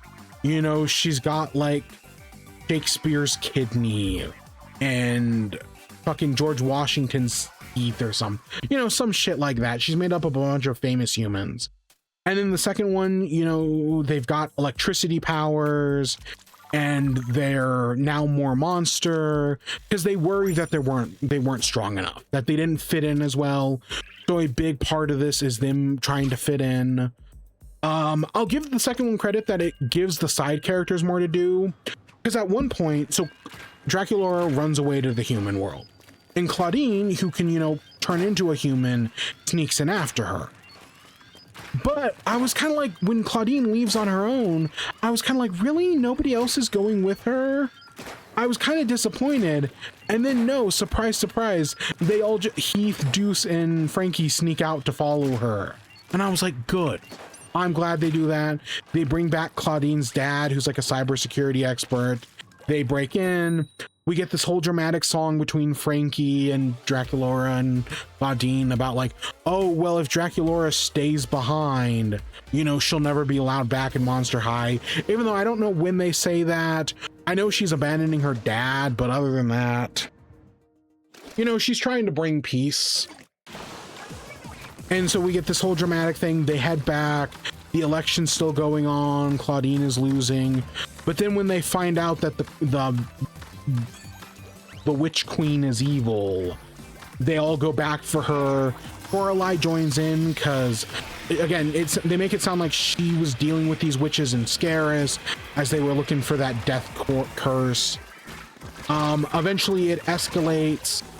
They go in, they find Draculaura who's being hypnotized. There's like this witch-proof metal, and Claudine rips it apart and saves Draculaura, but almost dies in the process. And then at the end, Lorelei, who, you know, spends the entire movie shitting on humans and shitting on witchcraft, at the 11th hour, now she's friends with everybody. And even though Claudine wins the election, she's like, oh, well, you know, we're still good. I feel like Lorelei's redemption kind of comes out of nowhere. Cleo's redemption in the first movie is set up a lot better. Not great, but it's better. I was kind of disappointed with this one. Here's the thing. I've seen enough fan art to know that people ship Claudine and Lorelei. And kind of at the end of this movie, I was like, okay, I can kind of see it. If it wasn't for the whole relationship with Deuce, I would say, yeah, you know, put them together. It's kind of the same way I ship like Sunset Shimmer and Science Twilight.